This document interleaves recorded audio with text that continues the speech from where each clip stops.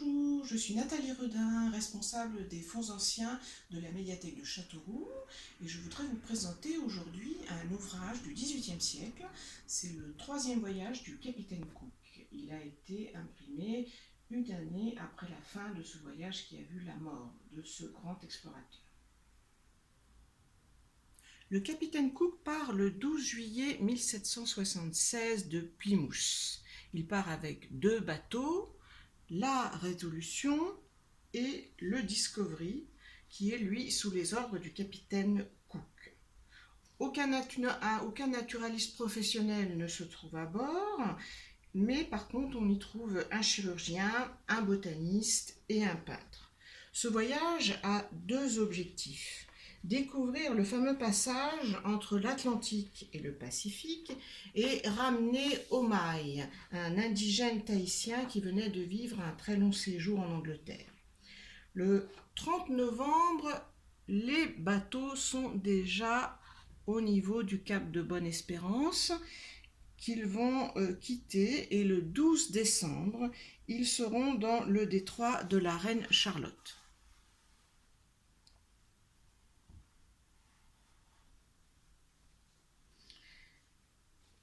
Donc ce détroit, il se trouve près de la Nouvelle-Zélande. Le 12 août 1777, il est à Tahiti.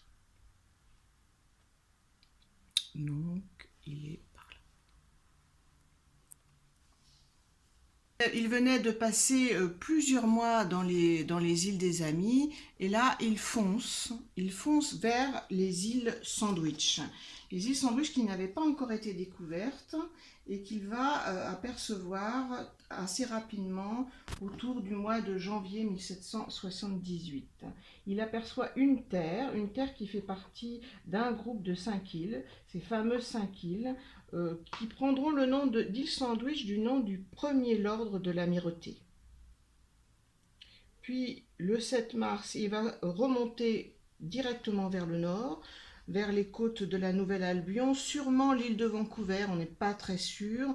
Et là, il découvre le détroit de Nootka ou détroit du roi George. Donc là, il va remonter vraiment vers l'Alaska. Donc le détroit, il est par ici.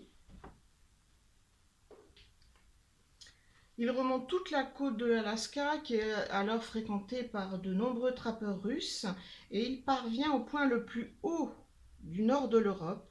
Et là, il se trouve face à un mur de glace complètement infranchissable auquel il ne s'y attendait pas du tout. Il va donc faire demi-tour. Il ne peut rien faire, il n'a pas les bateaux nécessaires et il retourne vers les îles Sandwich. Il jette l'ancre à ce moment-là dans la baie de Caracoa. C'est là que va avoir lieu le drame. Il en repart une première fois le 4 septembre en vue de faire une investigation plus poussée de ces îles, mais une violente tempête va endommager le mât de misaine. Il fait demi-tour et nous sommes à ce moment-là le 4 février 1779.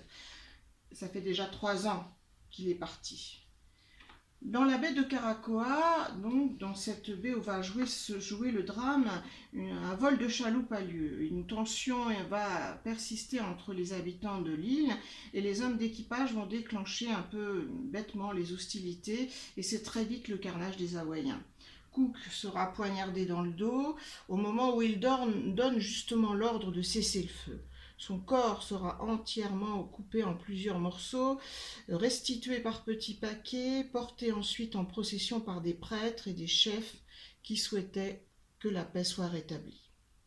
Le reste du journal du capitaine Cook sera complété par son second lieutenant, James King, le lieutenant James King et le capitaine Clerk, qui a pris la suite de Cook, conduit l'expédition vers un port russe, Petropavlovsk, duquel part un détachement chargé d'apporter à l'Europe la nouvelle de la mort du capitaine Cook.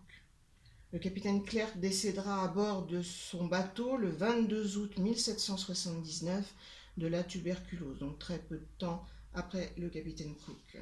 Une fois les réparations terminées, les 2 bateaux quittent Petropavlovsk et arrivent à Macao en décembre. Puis c'est la Cochinchine, le détroit de la Sonde entre Java et Sumatra, le Cap, et puis retour, le cap de Bonne-Espérance évidemment, et retour dans le nord de l'Angleterre, à Stromness. Le voyage aura duré exactement 4 ans et 2 mois, avec très peu de pertes d'hommes. Le récit de ce voyage sera publié en 1784.